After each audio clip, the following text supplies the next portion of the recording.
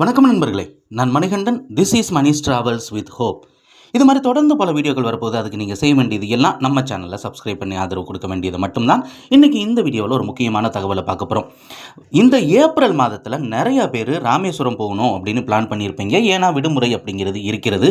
ராமேஸ்வரம் செல்லணும் அப்படின்னா மதுரையிலிருந்தே ரயில்கள், பயணிகள் ரயில்கள் இருக்கிறது. அதில் ஒரு குறிப்பிட்ட ரயில் மட்டும் மாற்றப்பட்டிருக்கிறது. அந்த தகவல் தான் இந்த வீடியோவில் நம்ம கொடுக்க போகிறோம்.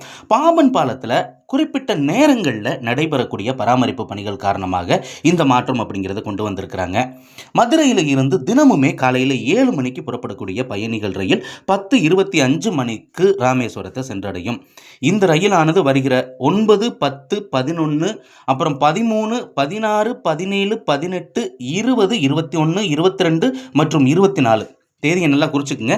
இந்த நாட்களில் மதுரையிலிருந்து புறப்படக்கூடிய ரயில் ராமேஸ்வரம் வரைக்கும் போகாது, மண்டபம் வரைக்கும் தான் இயங்கும் அப்படின்னு அறிவிப்பு அப்படிங்கிறது இருக்கிறது.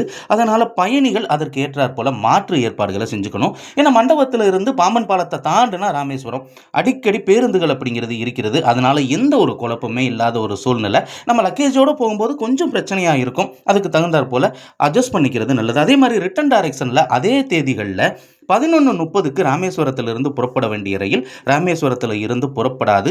அதற்கு பதிலாக இந்த ரயிலானது மண்டபத்திலிருந்து புறப்படும் அப்படின்னு அறிவிப்பு இருக்கிறது. நிச்சயமாக பயணிகள் அந்த தேதிகளை குறித்து வச்சுக்கோங்க. ஒரே ஒரு பயணிகள் ரயிலுக்கு மட்டும்தான் இந்த மாற்றம். அடுத்த ஒரு வீடியோவில் பார்ப்போம். அது வரைக்கும் நன்றி.